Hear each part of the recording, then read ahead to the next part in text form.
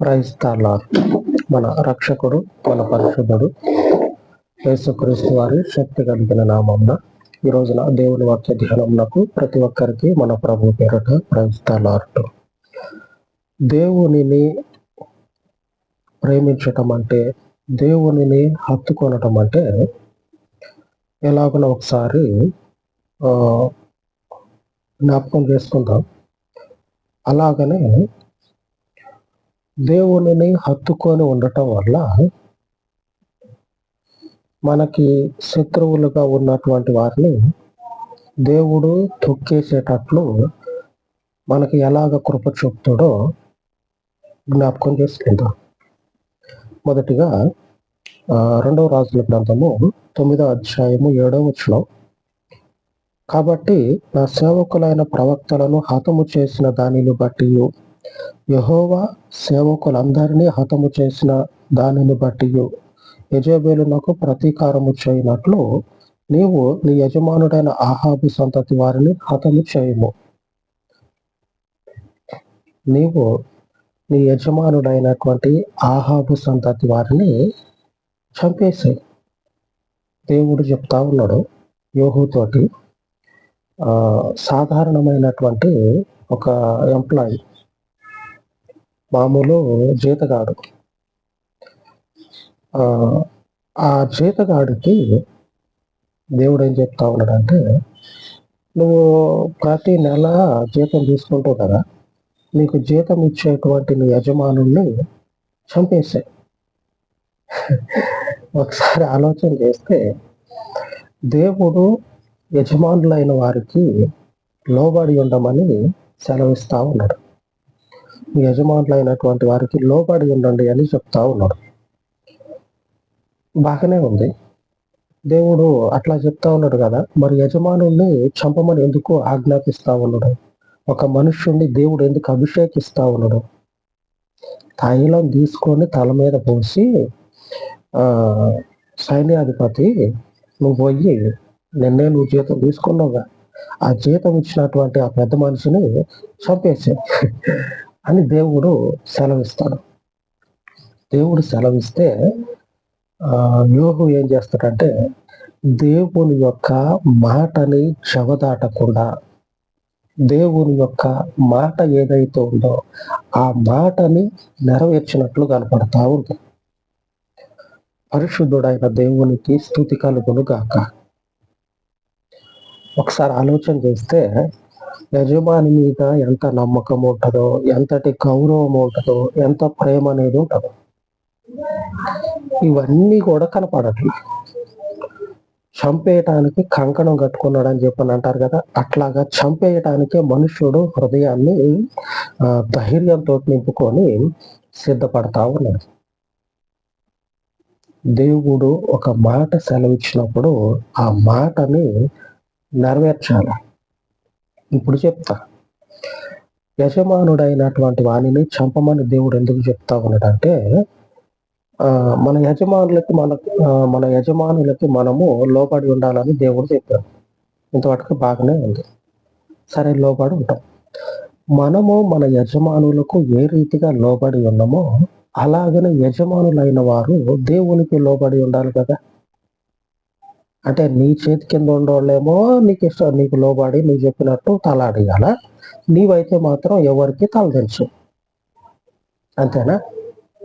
అందుకే దేవుడు ఏం చేస్తా ఉన్నాడంటే, ఆయన ముందు తలదించినటువంటి వారు ఎవరైతే ఉన్నారో వారు అయినటువంటి ఈ ఆహాబు సంతతి వాళ్ళని దేవుడు చంపేయమని అక్కడ జీతం తీసుకునేటువంటి ఆ యోహుకి అభిషేకం అనేది ఇచ్చి నిలబెడతా ఉన్నాడు. నువ్వు చంపేపో అని చెప్పాను. ఇప్పుడు ఇంతవరకు బాగానే ఉంది. యజమానులకి లోబడి ఉన్నాం మనం. యజమానునికి లోబడి ఉన్నంత వల్ల మనకు దేవుడు దీవెన ఇచ్చాడు. అదే సమయంలో దేవుడు మనకి కత్తి ఇచ్చి ఆ యజమానుని చంపమని చెప్తా ఉన్నాడు. సరే పోని, దేవుడే కదా చెప్పింది అని చంపడానికి కూడా సిద్ధపడ్డాం. ఈ పని ఎంతమంది చేయడానికి సిద్ధపడతారు? ఒక్కొక్కరు అయ్యో నేను కష్టాల్లో, ఇబ్బందుల్లో ఉన్నప్పుడు నా యజమానుడు నాకు ఉద్యోగం ఇచ్చి నన్ను ఆదుకున్నాడు.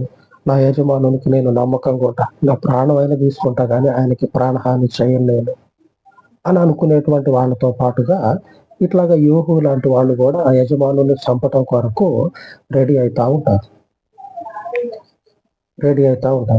మరి ఇటువంటి వారి మధ్యలో దేవుని పనిని ఎందుకు నెరవేర్చాలి? దేవుడు చెప్పినటువంటి ఒక మాటని మనం ఎందుకు నెరవేర్చాలంటే 6వ వచనంలో రాయబడి ఉన్నది. 9వ అధ్యాయము 2 రాజులు 9వ అధ్యాయం 6వ వచనం. అప్పుడు ఆ యవ్వనుడు అతని తల మీద తైలం పోసి అతనితో ఇట్లనెను, ఇశ్రాయేలు దేవుడైన యెహోవా సెలవిచ్చినదేమనగా, యెహోవా జనులైన ఇశ్రాయేలు వారి మీద నేను నిన్ను పట్టాభిషిక్తునిగా చేయుచున్నాను. పట్టాభిషిక్తునిగా చేయటం అంటే, రాజుగా అభిషేకించటం అంటే అది ఎంతటి ధన్యత అయి ఉంటది ఒకసారి ఆలోచన చేయండి. సేవకుడు సంఘంలో వాక్యం చెప్తే నిందలు, అవమానాలే కాకుండా గౌరవం అనేది ఆ సేవకునికి తగ్గట్లుగా గొప్ప దీవెన అనేది మనం చూస్తూ ఉంటాం. మరి ఈ యోబుకి దేవుడు అభిషేకం ఇచ్చి పట్టాభిషిక్తునిగా చేస్తా ఉన్నాడు. దేవుని ప్రజలైనటువంటి ఇశ్రాయేలీయుల మీద. ఈ ఇశ్రాయేలీయుల మీద పట్టాభిషిక్తునిగా చేయబడుచున్నటువంటి యోబు దేవునిని తన హృదయంలో ఎంతగా ప్రేమిస్తూ ఉండడో, ఆయన యొక్క కట్టడాలని, శాసనాలని హృదయంలో ఉంచుకొని వాటినే తాగి, వాటినే తిని దేవుని మీదనే గురి నిలిపిండు.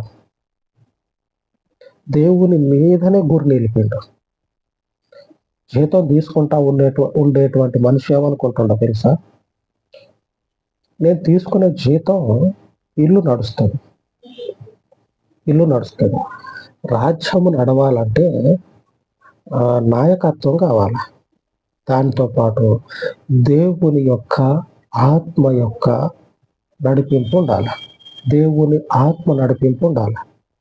ఈ ఆత్మ నడిపింపు లేకుండా నువ్వు రాజ్యాన్ని పరిపాలిస్తా అంటే ఆ రాజ్యము లోకంలో శపించబడినటువంటి ఏదో అనామకంగా పుట్టినటువంటి వాళ్ళు కాదు. అనగా ప్రజలు అనామకులైనటువంటి వారు కాదు. దేవుని యొక్క తీర్మానంలో జన్మించినటువంటి దేవుని బలమైన ప్రజలు. ఈ ప్రజల మీద అధిపతివైనటువంటి నీవు ఇట్లా తప్పుడు పనులు చేయవచ్చునా అని రగిలిపోతా ఉన్నాడు. రాజుగారు తప్పుడు పనులు చేస్తా ఉంటే రాజ్యము సుభిక్షంగా, నెమ్మదిగా ఉంటదా? ఆ రాజ్యంలో నాయకత్వం అనేది సరైనది లేకపోతే ఏమవుతుంది? చెల్లా చెదురైపోతుంది. ఆ రాజ్యం అంతా కూడా అల్లరి మూకలతో నిండిపోతుంది. సాధారణమైనటువంటి మనుషులకి భద్రత అనేది కరువైపోతుంది. ఈ రాజు ఏం చేస్తా ఉన్నాడంటే దేవుని యొక్క శాసనాలని తలబిరుసుతనంతో కొట్టేసి, నేనే రాజుని, నేను ఏది చెప్తే అదే జరుగుతుందని దేవుని వైపు చూడకుండా తెగబడ్డాడు. దేవునిది కానిది ఏదైతే ఉంటుందో దానికోసం తెగబడ్డాడు. ఈ తెగబడినటువంటి మనుషుని మీద యోబుకి ఎక్కడ లేనటువంటి కోపం అనేది రగులుతా ఉన్నది హృదయంలో. ఎందుకంటే దేవుని యొక్క శాసనాలని హృదయంలో ఉంచుకున్న మనిషి కదా. ఎప్పుడైనా సరే మీ హృదయంలో ఆ మంట రగిలిందంటే మీరు దేవుని వారు. దేవునికి విరోధముగా పరిచర్యలో, సంఘంలో క్రమం అనేది తప్పితే ఆ మంట రగిలింది అనుకోండి, వాళ్ళతో కలవనటువంటి స్వభావం మీకుందనుకోండి, మీరు దేవుని వాడు. దేవునికి స్తుతి కలుగును గాక. ఇది సహజమైనటువంటి దేవుని నడిపింపే. ఎవరో చెప్తే వచ్చింది కాదు. మీ హృదయంలో దేవుని మీద మీకు ఎంత విశ్వాసం ఉన్నదో ఆ విశ్వాసం అనేది ఏం చేస్తుందంటే ఆయనకి వ్యతిరేకమైనటువంటి కార్యాలు, క్రమం అనేది తప్పితే సంఘంలో జరిగినప్పుడు, వ్యతిరేకమైన కార్యాలు జరిగినప్పుడు వాటిలో మీరు కలవలేకపోతా ఉన్నారనుకోండి, పరిశుద్ధాత్మని యొక్క సహవాసము మీతో ఉన్నది. యోహు అక్కడ ఉన్నటువంటి వారందరిలో కూడా సైన్యానికి అధిపతి. యోహు ఆ సైన్యానికి అధిపతి. ఆ దేవుని యొక్క అభిషేకం వచ్చినప్పుడు అక్కడ మొదటే రాయబడి ఉంటుంది 6వ వచనంలో.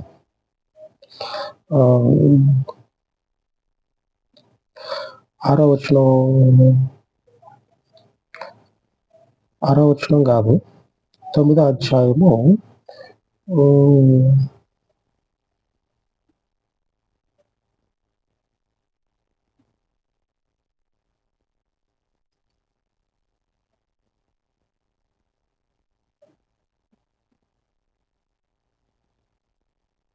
5వ వచనంలో ఉంటది.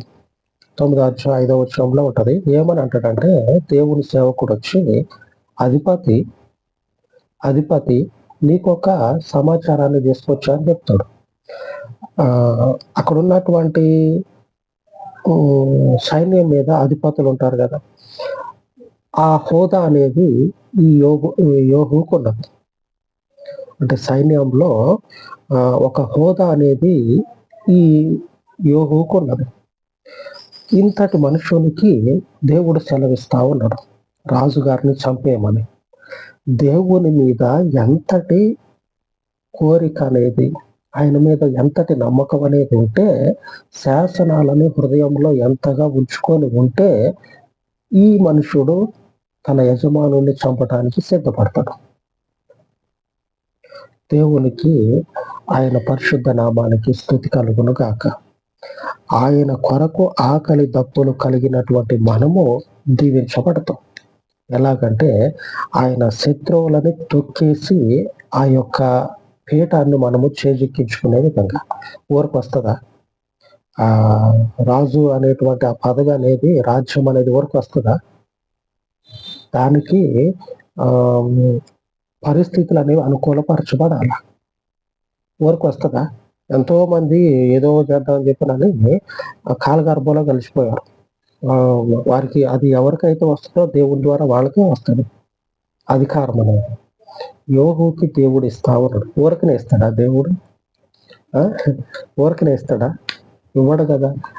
ఆయన అంటే ఎంతటి ప్రేమ అనేది కలిగి ఆయన యొక్క శాసనాలను ఎంతగా హృదయంలో ఉంచుకొని ఆ శాసనాల ప్రకారంగా జీవిస్తా ఉండడో మీరే ఆలోచన చేయండి. ఎంతగా ఆయన కొరకు తప్పించిపోతా ఉండడో మీరే ఆలోచన చేయండి.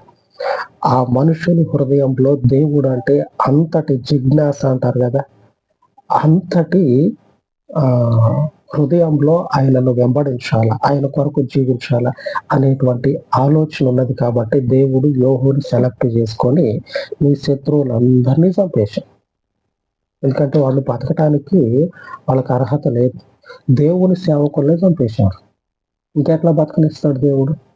దేవుని ప్రతిరూపం వాళ్ళు. ఎట్లా బతకనిస్తాడు? బతకనివ్వడు. కాబట్టే అక్కడ తిండి తినేటువంటి ఆ యజమానుని దగ్గర జీతం తీసుకునేటువంటి ఆ యజమానుని దాసుడే దేవుణ్ణి నిలబెడతా ఉన్నాడు. దేవుడు వాగ్దానం చేస్తా ఉన్నాడు. ఈ రోజున దేవుని ప్రమాణ వాక్యము మనకు కూడా దేవుడు ఈ రకమైనటువంటి కృపను చూపిస్తాడు. 44వ కీర్తన 5వ వచనం, నీ నామము వలననే మా మీదికి లేచి వారిని మేము త్రొక్కివేయుదము. దేవుని పేరు మీద మన మీదకి ఎవరైతే లభిస్తారో వాళ్ళని తొక్కేస్తాం. ఎట్లాగా? ఆయన యొక్క చిత్తానుసారంగా మనం నడుచుకున్నప్పుడు